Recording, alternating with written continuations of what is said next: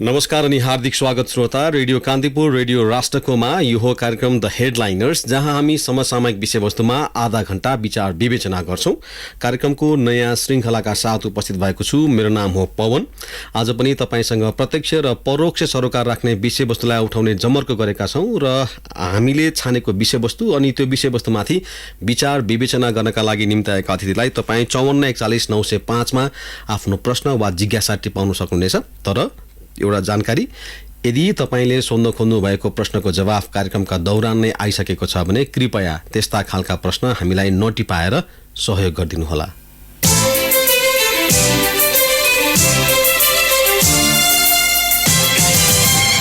त लागौं आजको विषयवस्तुतर्फ। आज हामीले छानेको विषयवस्तु रहेको छ प्रधानमन्त्री शेरबहादुर देउवाको 5औं कार्यकालको 100 दिन कस्तो रह्यो भन्ने बारेमा आज हामी समीक्षा गर्छौं।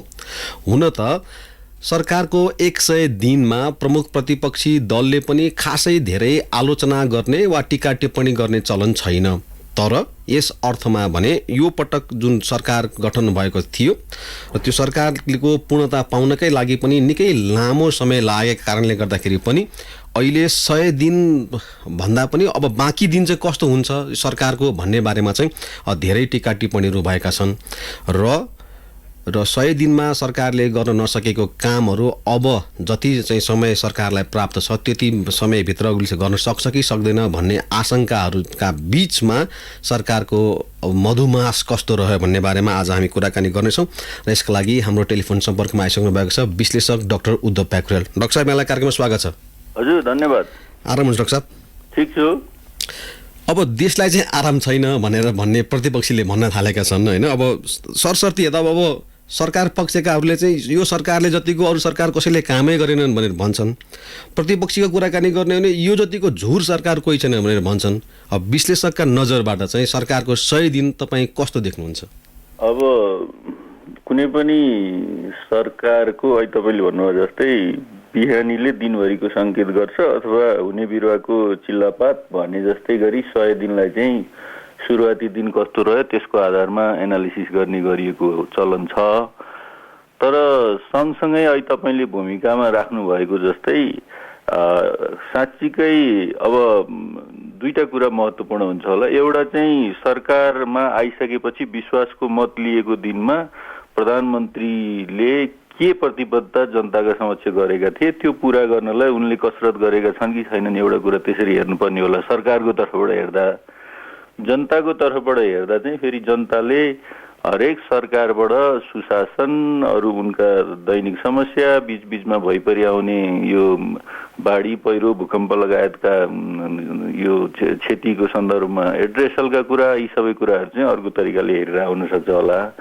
अब त्यो सन्दर्भमा हेर्ने हो भने अनि अझ अर्को कुरा पनि के चाहिँ भने सरकार कुन परिस्थितिमा बनेको थियो र त्यो सरकार साँच्चीकै बन्दै गर्दाको परिस्थिति र अहिले कहाँ पुगेको छ भन्ने सन्दर्भ पनि हेर्नुपर्ने हुन्छ होला। त्यो दोस्रो कुरा मैले किन भनिरहेको भने जस्तो कुनै नयाँ सरकार कतिखेर आउँछ भने चुनावको परिणाम मजाले सतहमा देखिने गरी क्लियर भएर को कुन सिटमा बस्छ, प्रतिपक्षमा को बस्छ, सत्तापक्षमा को बस्छ र उहाँहरूले कुन कुन एजेन्डालाई अगाडि लिएर जानुहुन्छ भन्ने सन्दर्भले नयाँ सरकारहरू बनिरहेका हुन्छन् लोकतान्त्रिक मुलुकहरूमा। तर हाम्रोमा हेर्नुहुन्छ भनेदेखि यो सरकार बन्दै गर्दाको अवस्था हेर्दाखेरि चाहिँ कुन दलका मान्छेहरू को हुन्, को प्रतिपक्षमा बस्न सक्छन् कि सक्दैनन्, सर्वोच्च अदालतले सरकार बनाउन अथवा बिगार्नलाई मध्येकै आधारमा कारबाही नगर भनेको अवस्था मात्रै छ, तर दल निर्माण भइसकेको अवस्था छैन। यो यावत परिस्थितिमा यो सरकार आएको अवस्था छ। यो दुईटै तिनटै कुरालाई हेर्दाखेरि के हेर्नुपर्छ होला जस्तो लाग्छ मलाई भने सरकारको तर्फबाट गरेको प्रधानमन्त्रीको प्रतिबद्धताको सन्दर्भमा सरकार अगाडि बढेको छ। अब जनताको अपेक्षाको सन्दर्भमा पनि मलाई लाग्छ शेरबहादुर देउवालाई सरकारमा बस्दिनुहोस् भनेर त्यो बेलाको सत्तारूढ दलका केही नेताहरू र पब्लिकले चाहिँ अनुरोध गर्दै गर्दा सडकबाट पनि अब पूर्ववर्ती सरकार चाहिँ जानुपर्छ भनेर अनुरोध गरिरहँदाखेरि कमसेकम संविधानका अवयवमा चाहिँ ठुलो इन्क्रोच नहोस् अब धेरै गडबडी नगरियोस्। नेपालको संविधान अहिलेको संविधान लामो कसरतबाट आएको संविधान हो। यसलाई चाहिँ यसमा बाधा अडचन छन् भने त्यसलाई चाहिँ सहमतिमा एड्रेस गरेर अब अगाडि बढ्नुपर्छ। पछाडि फर्किने बाटो छैन भनिरहेको अवस्थामा, धेरै संविधानमाथि इन्क्रोच भएको अवस्थामा चाहिँ अब चाहिँ त्यो चाहिँ बन्द गरेर अगाडि जानुपर्छ भनिरहेको अवस्थामा यी 2-3टा कुरामा चाहिँ सरकार सफल छ।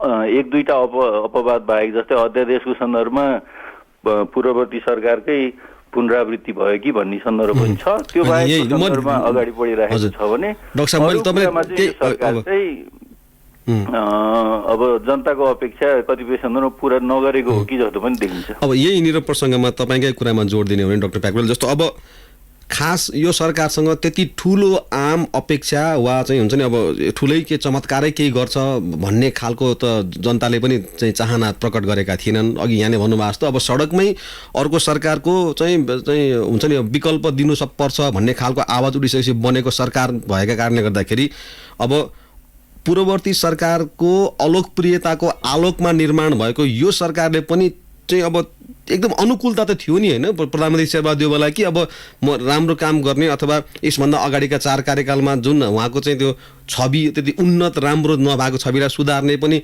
मौका थियो, तर त्यो मौका खेर फाल्नुभयो प्रधानमन्त्रीले भनेर एकाथरीले टिप्पणी गर्छन्। अब त्यो चाहिँ कति सही विश्लेषण हो डाक्टर साहब? अब त्यो 100 दिनमै त्यो चाहिँ भन्न सकिँदैन। अहिले तपाईँले भन्नुभयो जस्तै आगामी दिनमा उहाँले त्यो गर्न सक्नु भएन भने अहिले मैले जोडेको एउटा कुरा के छ भनेदेखि उनी सरकारमा आइरहँदाखेरिको अवस्था चाहिँ कतिखेर गएर मात्र बल्ल एउटा निर्वाचित सरकार हो जस्तो संसदमा पनि को कहाँ बस्छ भन्ने अवस्था कतिखेर आयो भने भदौको अन्त्यतिर मात्रै आयो। यो बिचमा तपाईँलाई थाहा छ एकीकृत समाजवादी र लोकतान्त्रिक समाजवादी भन्ने दलहरू नै थिएनन्। ती दलहरू बन्ने प्रक्रियामै लामो समय लाग्यो। यही बिचमा चाहिँ फेरि दल दर्ता खारेजीको लागि रिटहरू परे। अनि त्यो बाहेकका अब संसदमा सभामुख र अहिलेको प्रतिपक्षीको जुहारीको कुराहरू छँदैछन्। यी यावत उसले गर्दाखेरि चाहिँ उहाँ आफू त प्रधानमन्त्री हुनुहुन्थ्यो, उहाँले विश्वासको मत त लिनुभयो। विश्वासको मत लिने आधार चाहिँ के थियो भने विश्वासको मत दिएकै आधारमा कसैलाई कारबाही गरिँदैन भन्ने एउटा आधार थियो। तर पार्टी नै निर्माण भइ नसकेको अवस्थामा इलेक्सन पछि आएको सरकार जस्तो देखिने गरी नै यो सरकार चाहिँ भदौको अन्त्यतिर मात्रै देखा परेको छ। त्यही भएर 100 दिन भनेर अब असारको अन्त्यदेखि आजसम्मलाई 100 दिन काउन्ट गर्ने कि अब भदौको अन्त्यदेखि 100 दिन काउन्ट गर्ने भन्ने कुरा छ। तर सँगसँगै तपाईँले भन्नुभयो जस्तै प्रधानमन्त्री देउवाले गर्न पर्थ्यो जस्तो लाग्ने हामीलाई चाहिँ के भने जति पनि मन्त्रीहरू हुनुहुन्थ्यो उहाँहरूलाई मन्त्रालयहरू बाँडिदिएर 19वटा मन्त्रालय आफैमा मात्रै सीमित नगरेर मन्त्रालय बाँडिदिएर काम चाहिँ भइरहेको छ भन्ने एउटा सन्देश दिन सकेको भए हुन्थ्यो होला। तर त्यसमै पनि हामी यो आम नागरिकको चाहिँ के हुँदो रहेछ भनेदेखि फेरि संविधानले भनेको 25 सदस्यीय छ भने 25 सदस्य नपुगुन्जेल मन्त्रीमण्डल पुरा भएन भनिया छ। केही सल्लाहकार गठन गर्न सक्ने छ भने सल्लाहकार गठन बढी नम्बरमा भए पनि भयो, तर त्यो नभएसम्म यिनले त आफ्नो किचन क्याबिनेट नै बनाएनन् भन्ने जुन हाम्रो एउटा त्यो स्विपिङ स्टेटमेन्ट गर्ने परम्परा छ, त्यसले गर्दाखेरि पनि कतिपय जनमानसमा चाहिँ होइन आफ्नै ऊ त बनाउन सकेका छैनन् भने के काम गर्लान् भन्ने एउटा शङ्काको सुविधा चाहिँ देउवा सरकारलाई गएको छ। तर मैले भने जस्तै अब 100 दिनको काउन्ट गर्ने जुन एउटा संस्कार छ त्यो चाहिँ यो सरकारको हकमा चाहिँ किन लागू हुँदैन भने असाध्य अप्ठ्यारो परिस्थितिमा र कतिपय सन्दर्भमा यो सम्भावनै नभएको खेलभित्रबाट चाहिँ एउटा के अरे अब शेरबहादुर देउवाज्यूले नि बारम्बार भन्नुभएको चाहिँ के भने म प्रधानमन्त्री बनाएर मसँग नम्बरै छैन, मैले 5 वर्षलाई विपक्षीमा बस्ने निर्णय गर्न बाध्य भएको अवस्था हो भनिरहेको अवस्थालाई पूर्ववर्ती सरकारका कारणले पूर्ववर्ती पार्टी नेकपाको विघटनका कारणले जुन परिस्थिति आइपुगेको थियो त्यो अवस्थामा बनेको सरकारलाई चाहिँ केही अरू समय चाहिँ आवश्यक थियो। त्यो समयपछि चाहिँ अनि अरू कुराहरू गर्न सकिन्छ भन्ने कुरा हो र सरकार बनाउँदै गर्दाको उहाँको भनाइ खोप भन्नुहुन्थ्यो उहाँले र त्यो सन्दर्भमा चाहिँ उल्लेख्य प्रगति भएको छ। सँगसँगै त्यो खोपको मात्रै कुरा किन गरिरह भनेदेखि कतिपय नियमित सरकारले पनि यो बेलामा चाहिँ कोरोनालाई कारण देखाएर धेरै कामहरू गर्न नसक्ने नगरेको भनेर भनिरहेको अवस्थामा यो कोरोनाकै सन्दर्भमा खोप एउटा एचिभमेन्ट अथवा एउटा उहाँले गर्न खोजेको कामको एउटा सफलताको इन्डिकेटर हुन्छ होला भनेदेखि अरू धेरै कुराहरू चाहिँ तपाईँले भने जस्तै कतिपय गर्न सक्ने कुराहरू पनि नभएको अवस्था छ भने कतिपय चाहिँ यो सरकार निर्माणकै चरणको चाहिँ अब बिस्तारै एउटा चरण पुरा गरेको छ र अब चाहिँ त्यसरी अब कसरी जाला भनेर हेर्नुपर्ने अवस्था चाहिँ छ जस्तो लाग्छ मलाई। डाक्टर ब्याकवेल जस्तो अब एउटा कुरा नि अब चाहिँ के भने जस्तो यो जो सरकार भन्यो अब यो चाहिँ गठबन्धनको सरकार हो। अघि यहाँले भने जस्तो यो एकमना सरकार पनि होइन र अब भनौँ न अब चाहिँ अब जनादेश प्राप्त भएर अब चाहिँ चलाउने भन्ने होइन कि विषम परिस्थिति कठिन परिस्थिति अब संविधानकै रक्षा गर्नुपर्ने अवस्था कारणले गर्दा सरकार बन्यो भनेर भनिरहँदाखेरि पनि यो गठबन्धनको बोझ चाहिँ धेरै ठुलो भएका कारणले गर्दाखेरि अब प्रधानमन्त्रीको गति चाहिँ अब हुन्छ नि अब दिशा ठिक भयो नि गति ठिक नभएको भन्ने खालको चाहिँ त्यो विश्लेषण गरियो भने त्यो सतै हुन्छ कि त्यो ठिक हुन्छ? त्यो होइन, अब मलाई चाहिँ के लाग्छ भने त्यसमा पनि बहस छेड्न के आवश्यक छ भनेदेखि हिजो पूर्ववर्ती सरकारका प्रधानमन्त्री एक्लै चल्न खोजे, त्यो कारणले उनलाई असहयोग भएको कारणले पार्टी पनि विघटन भयो, नेपालको लोकतान्त्रिक संविधानमाथि पनि विभिन्न चरणमा प्रहारहरू भए भनेर तपाईँ हामीले नै विश्लेषण गरिरहेको अवस्था छ।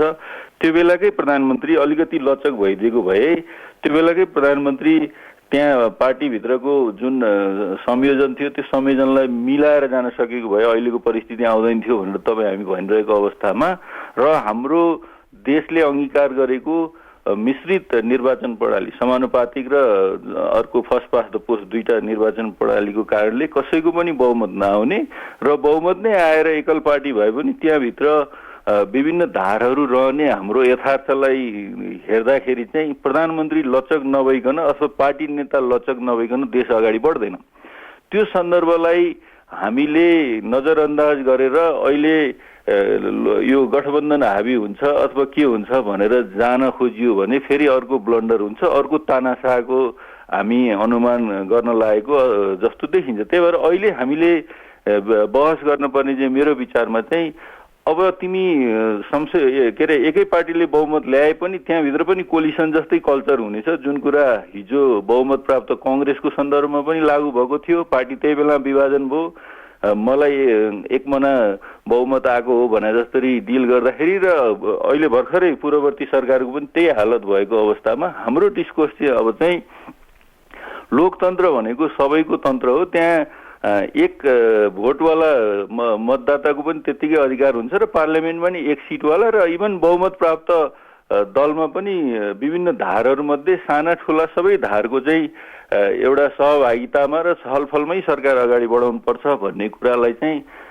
एउटा इस्टाब्लिस गरेर नगएसम्म हाम्रो लोकतन्त्र बच्नेवाला छैन। त्यही भएर यसमा चाहिँ अहिले अब अरू के अरे सत्ताका अरू घटकहरू अलि हाबी भए कि भन्ने सन्दर्भ मलाई लाग्दैन त्यो त्यसरी हाबी हुने परिस्थिति चाहिँ आउँछ भन्ने। सरकार एउटा छलफल हुनुलाई हाबी हुने भन्न मिल्दैन होला, तर अहिले भने जस्तै कमसेकम 2 हप्ता अगाडिसम्म सरकार बन्ने सन्दर्भसम्म त के अरे एउटा पार्टी निर्माणकै चरणमा सरकार निर्माणकै चरणमा हुँदाखेरि सहभागिता छलफल हुनु कुरालाई नौलो मान्न हुँदैन। त्यो नै लोकतन्त्रको ब्युटी हो र त्यसलाई नै सहज रूपमा जनताले पनि लिने र नेतृत्व गर्ने सरकार अथवा पार्टीको नेतृत्व गर्नेले नि सहज रूपमा लिएर जाने परिस्थिति चाहिँ बनाएर जानुपर्ने अवस्था छ जस्तो लाग्छ मलाई। अब हामी कहाँ चाहिँ सरकार गठन अथवा विघटनको कुराकानी गर्दाखेरि हाम्रो चाहिँ अब छिमेकीहरूसँगको कस्तो सम्बन्ध हुन्छ अथवा छिमेकले हामीलाई कसरी हेर्छ भन्ने पनि ठुलो अर्थ राख्छ र त्यस अर्थमा भन्ने हो भने अब पछिल्लो समय एमसिसीको बारेमा अब सत्ता गठबन्धनकै अब स्पष्ट दृष्टिकोण नभइरहेको बेलामा र अनि छिमेकसम्मको सम्बन्ध सुधार गर्नुपर्ने बेलामा भएका राजदूतलाई फिर्ता बोलाएको सरकारले चाहिँ अब हामीले कतातिर जान लाग्यौँ। हामीले जब हुन त सरकार गठन गर्ने बेलामा नै अब माओवादी केन्द्रका नेताले कम्फर्टेबल सरकार बनाउने भन्ने पनि गर्नुभएको थियो। यो छिमेकसँगको सम्बन्ध अनि परराष्ट्र नीति र अनि का बारेमा चाहिँ अलि अस्पष्ट छ यो सरकार भनेर चाहिँ भन्छन्, तपाईँ के देख्नुहुन्छ? यसमा पनि मलाई चाहिँ यो सरकारकोले चाहिँ एक कदम अगाडि गएर हेर्न पर्ने अवस्था तपाईँ हामीलाई सिर्जना गरेको छ। हिजोका कतिपय सरकारहरू कि उत्तरले बनाइदिएको कि दक्षिणले बनाइदिएको भनेर जुन ब्लेम लाग्ने गर्थ्यो, त्यसैको आधारमा हामी नेपाली पनि पक्षमा अथवा प्रतिपक्षमा कतैबाट बनायो भने कोही पक्षमा कतैबाट बनायो भने कोही विपक्षमा त्यसरी लागेर त्यही अनुसार पहिलो दिनबाट नै सरकारको आलोचना अथवा त्यसलाई ऊ गर्ने चलन जुन थियो त्यसलाई चाहिँ यो सरकारले कमसेकम ठाउँ दिएको छैन। भलै दुईटै छिमेकीहरू यो सरकार बन्दै गर्दा उत्साहित थिएनन्। छिमेकी उत्साहित हुनुपर्ने होइन, देश उत्साहित हुनुपर्ने हो, जनता उत्साहित हुनुपर्ने हो। जनता र देश उत्साहित भए भने छिमेकीहरू कालान्तरमा सरकारसँग जनतासँग काम गर्न बाध्य हुन्छन् भन्ने कुरा चाहिँ हामीलाई यो सरकार बनेदेखि चाहिँ अर्को एउटा सकारात्मक कुरा दिएको छ भन्ने कुरा चाहिँ कहाँ देखिन्छ भने हिजो अस्ति मात्रै परराष्ट्र मन्त्री र चिनिया अधिकारी बीचमा संवाद भयो। त्यसपछि इभन यस्तो विषम परिस्थितिमा पनि एकातिर सम्बन्ध राम्रो छैन भन्दै गर्दाखेरि अरू थप खोपको चाहिँ कूटनीतिलाई त्यसलाई बढावा दिएको सन्दर्भ एकातिर छ भने दक्षिणको छिमेकी पनि अब सरकार गठन भएपछि विभिन्न च्यानल मार्फत चाहिँ आइरहेको र पछिल्लो चरणमा सत्तारूढ दलहरूको बीचमा दलीय भ्रमणहरू भएका र त्यहाँ चाहिँ दलीय भ्रमणहरू भइरहँदाखेरि पनि राष्ट्रिय महत्त्वका विषयहरू इभन पछिल्लो चरणमा नेपाल भारत सम्बन्धका सन्दर्भमा आएका कतिपय क्रुसियल विषयहरू तुइनबाट बेपत्ता भएका नेपाली युवा लगायतका विभिन्न कुराहरूमा चाहिँ छलफल भएको भनिरहँदा र तुरुन्तै अब भ्रमणका अवसरहरू पनि छन् र भिजिट पनि अन्य कुनै सम्मेलनको साइड लाइनमा हुँदैछ भनेर जुन कुरा आइरहेछ त्यसलाई सधैँ नेगेटिभली लिन पर्दैन जस्तो लाग्छ।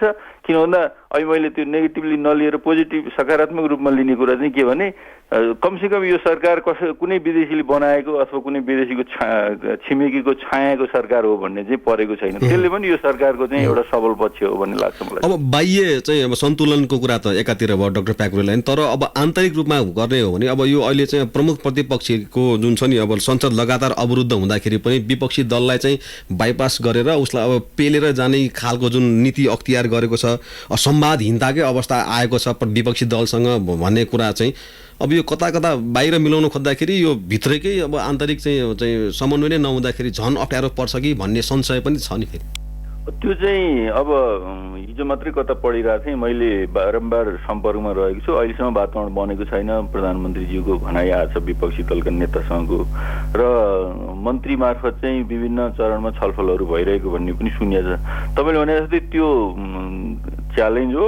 पूर्ववर्ती सरकार अहिले जो विपक्षमा छ उसलाई चाहिँ एउटा दम्ब के थियो भने हामी एकदम अलमोस्ट 2/3 साथ आएका हौँ, यो 5 वर्ष हाम्रै हो, जसरी पनि हामी संविधानका धाराहरूलाई पनि यता र उता गरेर पनि हामी सरकारमा कन्टिन्यू गर्छौँ भन्ने उहाँहरूको जुन पुरानो एउटा शैली बनाइसक्नु भएको थियो उहाँहरूले, त्यसलाई अब सडक र इभन सर्वोच्च अदालतले संविधानको व्याख्या गरेर जुन एउटा च्यालेन्ज गरिदिएको छ त्यसबाट उहाँहरू अहिलेसम्म पनि अलिकति त्यसलाई सहज रूपमा लिन सकिरहनु भएको छैन। तर लोकतन्त्रमा त्यसलाई सहज रूपमा लिन पर्ने हुन्छ, किन भन्दा संविधानको अन्तिम व्याख्या त सर्वोच्च अदालत नै हो र बिस्तारै अब फेरि 1-1.5 वर्षमा चुनावमा गएपछि जनमतका कुराहरू पनि आउँछन्। त्यो सन्दर्भमा उहाँहरूले रियलाइज गरेर त्यो वातावरण पनि बनाउनुहुन्छ र सरकारको तर्फबाट त्यसको लागि तपाईँले अहिले भन्नुभयो जस्तै प्रधानमन्त्रीको तर्फबाट त्यसको लागि चाहिँ अब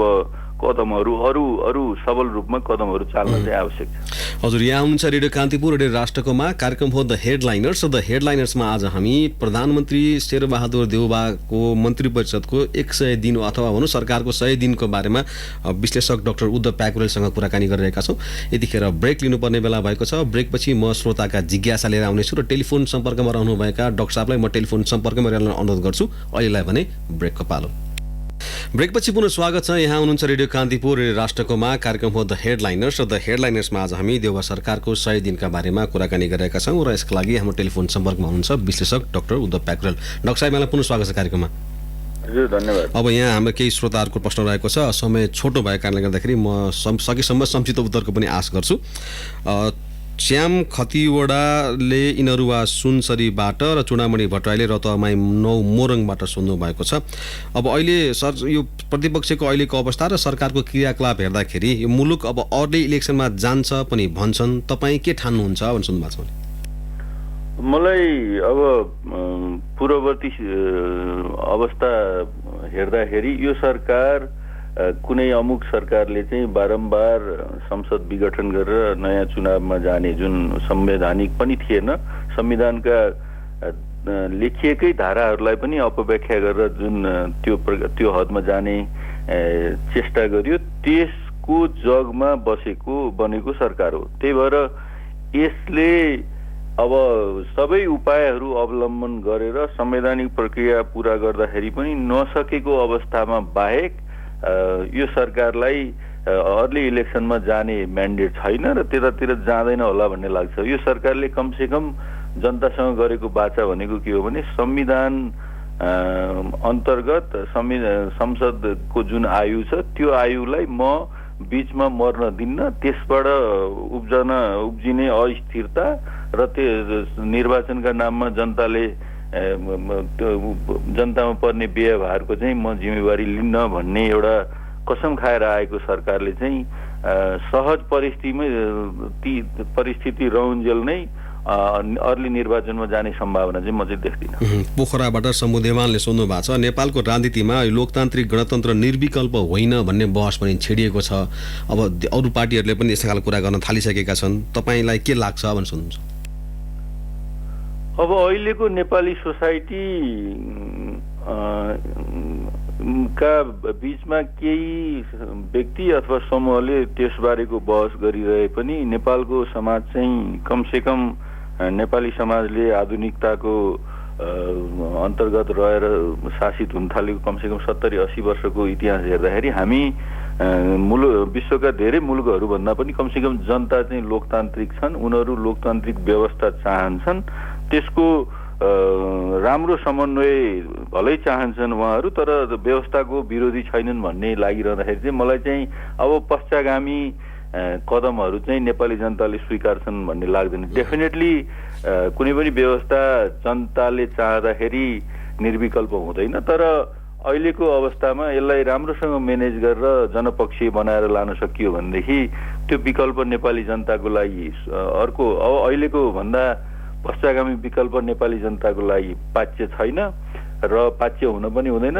पाच्य भए पनि त्यो हामीले देखिसकेका छौँ, कहिलेकाहीँ हामी इमोसनमा आएर कुनै अवस्थामा त्यस्तो कुरा भनिरहे पनि फेरि त्यसबाट पनि हामी के सिक्छौँ भने त्यो त झन् नराम्रो पो हुँदो रहेछ, बरु कमसेकम यहाँ त आफ्नो कुरा राखेर आफूले जनमत दिएर अगाडि त बढ्न सकिन्छ भनेर फेरि फर्कने अवस्था छ। त्यही भएर मलाई चाहिँ त्यो लाग्दैन, निर्विकल्प होइन, तर नेपाली जनता डेमोक्रेटिक भइसकेको अवस्थामा लोकतान्त्रिक गणतन्त्र भन्दा यसलाई राम्रो बनाउनेमा जान्छन्, तर योभन्दा बियोन्ड पश्चागामी तर्फ चाहिँ जाँदैनन् भन्ने नै हो मेरो। नवीन शर्माले बकुण्डोलबाट सोध्नु भएको छ, बहालवाला प्रधान न्यायाधीशलाई भाग दिएर मन्त्रीमण्डल विस्तार गर्ने सरकारको अबले राम्रो काम गर्यो भनेर कसरी विश्वास गर्ने भनेर सोध्नु भएको छ? होइन, सबै राम्रो गरेको छ भनिएको छैन, तर एउटा फरक चाहिँ के भयो भने त्यही हो, अहिले भर्खर हामीले कुरा चर्चा गरेको लोकतन्त्रको एउटा राम्रो पक्ष भनेको पनि के हो भनेदेखि कतिपय अवस्थामा गलत निर्णयहरू हुन सक्छन्, तर त्यसलाई चाहिँ जनताले अथवा विभिन्न निकायले चाहिँ त्यसको पक्षमा अथवा विपक्षमा आवाज उठाउँदाखेरि त्यसलाई सुन्नुपर्छ र मलाई लाग्छ त्यो सन्दर्भ पनि आफैमा गलत थियो। प्रधान न्यायाधीश अथवा न्यायपालिका सत्ताको साझेदार हुन सक्दैन, उसको आफ्नै विशिष्ट अधिकार छ। त्यो सन्दर्भमा कतिपय त्यस्तो देखिन आएको कुरा पनि तत्कालै उहाँ आफै अगाडि बढेर राजीनामा दिनुभयो। त्यसमा मलाई लाग्छ सरकारले पनि पहल गर्यो र न्यायपालिकाले पनि त्यसलाई रियलाइज गरेर अगाडि गयो। अब त्यो गल्ती भएको थियो, तर त्यसलाई समयमै सच्याएर अगाडि बढेको छ, जुन चाहिँ राम्रो पक्ष हो भन्ने लाग्छ मलाई। हामीलाई यहाँ फेसबुक पेजमा काशीराम घिमिरेले लेख्नु भएको छ, जनताको सेवा त भन्छन् तर वास्तविक जनसेवा कहिले पनि देखिँदैन। युवाको समस्या, किसानको समस्या, व्यवसायिकका समस्या र सम्पूर्ण जनताका समस्या बुझ्ने सरकार चाहिँ कहिले आउँछ हाम्रो देशमा भनेर सोध्नु भएको छ उहाँले। त्यही प्रश्नमा गोपाल अधिकारीले काँडाघारीबाट, बलबहादुर भट्टराईले झापाबाट र दिलीप कुमार चौधरीले सप्तरीबाट पनि त्यही आशयको प्रश्न सोध्नु भएको छ। त्यसमा कतिपय संरचनात्मक सुधारको लागि पनि जनता तयार हुनुपर्छ। अहिलेकै यो निर्वाचन प्रणालीको बारेमा विभिन्न कर्नरबाट प्रश्नहरू उठाएर यसलाई अझ राम्रो जनमुखी, तपाईँले भने जस्तै जनताले फिर्ता पनि बोलाउन सक्ने प्रकारको निर्वाचन प्रणालीको लागि यहाँहरूले सहयोग गर्नुपर्छ, हामीहरूले बहस गर्नुपर्छ। त्यो बाहेक निरन्तर औँला ठड्याउँदै जाने एउटा संस्कृति, त्यहाँ पार्टीको अथवा कसैको मुख हेरेर भन्दा नि गलत भएको ठाउँमा गलत हो र सही भएको कुरालाई सही हो भन्ने एउटा एउटा मास बनाएर जान सक्यो भने लोकतन्त्र वास्तवमै तपाईँले भनेकै अवस्थामा पुग्न सक्ने अवस्था हुन्छ। त्यसको लागि चाहिँ तपाईँ हामी जनताहरू, यो मिडिया, बौद्धिक भन्ने वर्ग लगायत सबै मिलेर चाहिँ काम गर्नुपर्ने अवस्था हुन्छ। त्यसको लागि चाहिँ तयार हुनुपर्छ भन्ने लाग्छ मलाई। रूपन्देही मणिग्रामबाट डोलराज पराजुलीले सोध्नु भएको छ, यो सरकारले आशा जगाउने जुन अवसर थियो त्यो खेर फालेर निराशातिर लाग्यो भनेर चाहिँ अहिले नै भनियो भने त्यो एकतर्फी हुन्छ कि के हुन्छ भन्ने सोध्नु भएको छ। अहिले मैले अहिले त्यो सुरुमै भनिसकेको कुरा चाहिँ अब बिस्तारै यो बिचमा चाहिँ मैले अहिले भने जस्तै संरचनागत उसमा पनि पार्टीहरूले पनि काम गर्नुपर्ने अवस्था थियो। प्रधानमन्त्री त हुनुहुन्थ्यो तर उहाँसँग आफै के अरे सत्ता पक्षपट्टि बस्ने को भन्ने पनि थाहा थिएन। त्यो बिस्तारै सहजीकरण भएर गएको छ। उहाँले आफ्नो क्याबिनेट पनि बनाउनु भएको छ। अब चाहिँ त्यो तर्फ गएन भने हामीले वाचडगको रूपमा काम गरेर औँला ठडाएर अब त्यतातिर ल्याउनु बाहेक लोकतन्त्रमा अर्को विकल्प हुँदैन। अन्यथा त अर्को चुनावसम्म हामीले कुर्नुपर्ने अवस्था हुन्छ। मलाई लाग्छ अहिले नै निराश हुनपर्ने अवस्था छैन। बिचमा बर्खायाम थियो, कोभिड थियो, चाडबाड थियो। अब ती सबै चिरेर चाहिँ अगाडि बढिसकेको अवस्थामा अब चाहिँ राम्रो गर भनेर चाहिँ औँला ठड्याउने बेला चाहिँ अब आएको हो जस्तो लाग्छ मलाई। भनेको अब चाहिँ जुन यहाँले भन्नुहोस् नागरिक समाज सबैले चाहिँ दबाब चाहिँ सिर्जना गर्न पर्ने अवस्था चाहिँ आइसकेका हो भनेर चाहिँ भन्न मिल्यो नि त्यसले। अब गर्नुपर्छ। हस् डाक्टर साहब, आजको लागि हाम्रो कार्यक्रम निर्धारित समय लगभग समाप्त भएको छ। समय उपलब्ध गराइदिनु भएकोमा यहाँलाई धेरै धन्यवाद।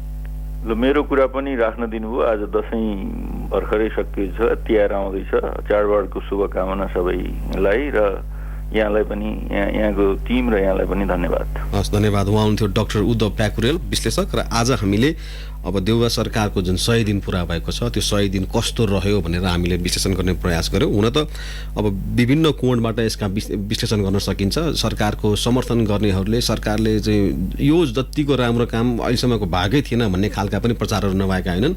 तर आलोचकहरूले फेरि अब यो जतिको झुर सरकार, यो सरकारले केही पनि काम गर्न सकेन, आफ्नै मन्त्रीमण्डल त विस्तार गर्न नसकेको सरकारले अरू के काम गर्छ होला भनेर खालका पनि आएका छन् टिका टिप्पणीहरू।